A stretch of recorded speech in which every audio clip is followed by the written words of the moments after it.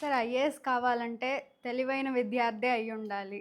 Average వారికి ఇది సాధ్యం కాదు అనే అపోహ చాలా మందికుంటుంది. దీనికి మీరిచ్చే సమాధానం ఏంటి సార్? యాక్చువల్‌గా నీ యొక్క క్వెషన్‌లోనే ఆన్సర్ ఉంది. ఏమిటంటే అపోహ. సివిల్ సర్వీసెస్ ప్రిపరేషన్‌కి కావాల్సింది ఇంటెలిజెన్స్ కాదు. నిజానికి సూపర్ ఇంటెలిజెన్స్ అయిన వాళ్ళకి ఐఏఎస్ రాదు. సూపర్ ఇంటెలిజెన్స్ అంటే మనం జీనియస్ అనే పదం వాడతాం. ఉదాహరణకు ఒక స్టూడెంట్ ఉన్నాడు.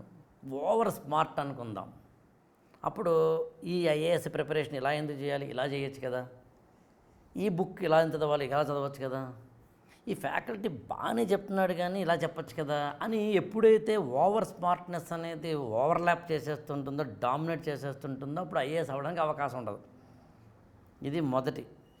కొంతమంది నిజంగా జీనియస్ అయినప్పుడు వాళ్ళకి ఏదైనా స్టార్టప్ పెట్టాలనో, ఐటీ వైపు వెళ్ళాలనో, లేకపోతే కనుక స్కై రూట్ లాంటిది ఏదైనా సంస్థను పెట్టి డైరెక్ట్గా ఆకాశంలోకి, అంతరిక్షంలోకి రాకెట్లు పంపించాలనో ప్రైవేట్‌గా ఇట్లాంటి ఆలోచనలు వస్తాయి.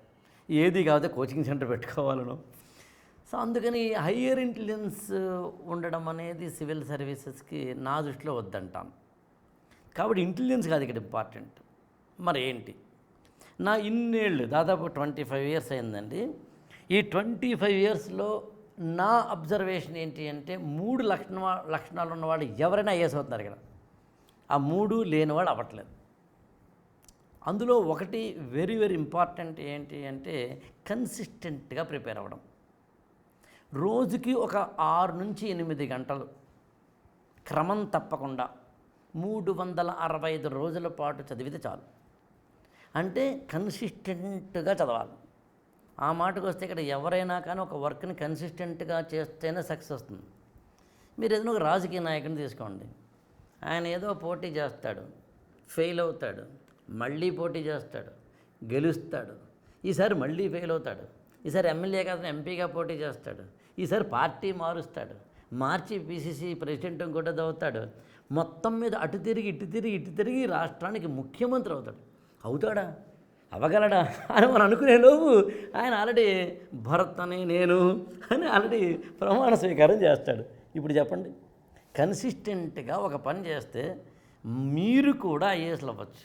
మీరు ఏ రంగాన్ని ఎంచుకుంటే ఆ రంగంలో సక్సెస్ అవ్వచ్చు. నేను దాదాపు 25 ఇయర్స్గా ఇదే ఫీల్డ్లో ఉన్నాను. నేను ఈ ఫీల్డ్లో 25 ఇయర్స్గా ఉన్నాను కాబట్టి ఇందులో సాధక బాధకాలు ఏంటి, ఒకప్పుడు ఉండే కోచింగ్ ఎలా ఉంది, ఇవాళ ఎలా ఉంది, ఒకప్పుడు ఆఫ్లైన్ మాత్రమే ఉండేది, వాళ్ళ ఆన్లైన్ ఎలా వచ్చింది, ఒకప్పుడు అసలు ఆర్టిఫిషియల్ ఇంటెలిజెన్స్ అంటూ లేదు, గూగుల్ వికీపీడియా మాత్రమే ఉంది, అలాంటిది ఇవాళ చాట్ జీపీటీ వచ్చేసింది, పెర్ప్లెక్సిటీ వచ్చేసింది, నోట్బుక్ వచ్చేసింది, చాలా వచ్చేసినాయి. ఇవాళ కోచింగ్ అవసరం లేదా అనిపించే స్థాయిలో స్టూడెంట్కి ఇన్ఫర్మేషన్ అందుతోంది. ఇలాంటి మోడర్న్ ట్రెండ్స్ అంటే ఏంటో తెలుసుకోవడము, కన్సిస్టెంట్గా ఉండడం వల్ల. ఇక రెండవది వెరీ ఇంపార్టెంట్ ఏమిటి అంటే డిసిప్లిన్. నాకు తెలిసి అమ్మాయిలకి అబ్బాయిలకి అంటే ఆపోజిట్ జెండర్కి అట్రాక్ట్ కాకుండా, సెల్ ఫోన్కి ఏమో ఎడిక్ట్ కాకుండా, ఇందులో అనేకమైన ఇన్ఫర్మేషన్ వస్తూ ఉంటాయి, యూట్యూబ్లో వస్తూ ఉంటాయి, టెలిగ్రామ్ ఛానల్స్లో వస్తుంటాయి, వాట్సాప్ ఛానల్స్లో వస్తుంటాయి, ఇన్స్టాలో వస్తుంటాయి. ప్రతి స్టూడెంటు కంపల్సరీగా ఇక్కడ నాకు తెలిసి యావరేజ్న ఏదో ఆ మధ్యన ఒక అమ్మాయి బాడీ కౌంట్ అనే పదం వాడింది, అలాంటి యావరేజ్ని ఇవాళ ఇన్స్టా లాంటి అంటే సోషల్ మీడియా కౌంట్ ఎంత, అదే గ్రూప్స్ కౌంట్ ఎంత అని అడిగితే నాకు తెలుసు 10 ఉంటాయి.